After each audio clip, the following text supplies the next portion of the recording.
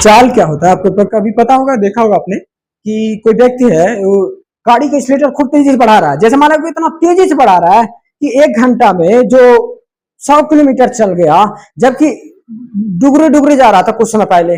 मतलब कि चल रहा था 1 घंटा चला और 10 किलोमीटर भी नहीं चला, लेकिन 1 घंटा अगला चला वो 100 किलोमीटर चल गया।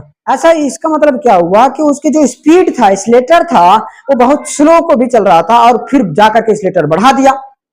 कहने का मतलब है कि एक पहले धीमे धीमे चल रहा था, फिर उसके बाद थोड़ी देर बाद चलने के बाद वो अपना स्पीड इतना तेज बढ़ा दिया कि 1 घंटा में 100 किलोमीटर चल गया, और पहले 1 घंटा में वो 10 किलोमीटर भी नहीं चल पाया।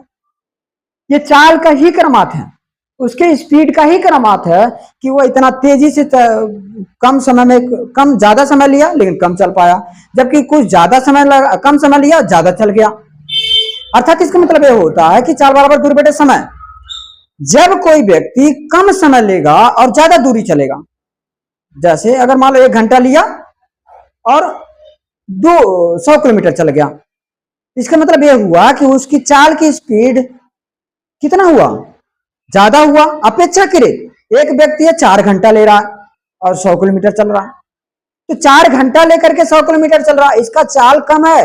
किसके चाल से? उसके चाल से जो 1 घंटा में ही 100 किलोमीटर, 1 घंटा में ही 100 किलोमीटर चल जा रहा है।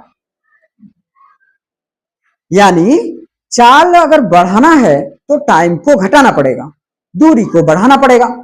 दूरी बढ़ रही है, चाल टाइम घट रहा है, इसका मतलब उसकी स्पीड ज्यादा है।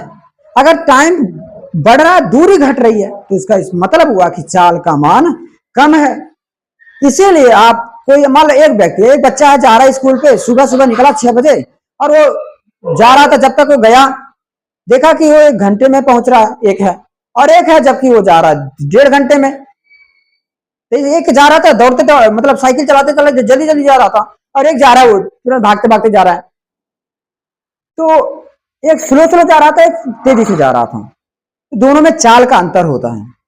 उसका चाल, जिसकी चाल ज्यादा होगी वो जल्दी पहुंचेगा, जिसकी चाल कम होगी वो बाद में पहुंचेगा। और यह इसी के इसका मात्रा क्या होता है, दूरी बटे समय का, जो दूरी का मात्रक होता है मीटर, समय का मात्रक होता है सेकंड। मीटर प्रति सेकंड इसका मात्रक आप लिख लोगे। ओके, मुझे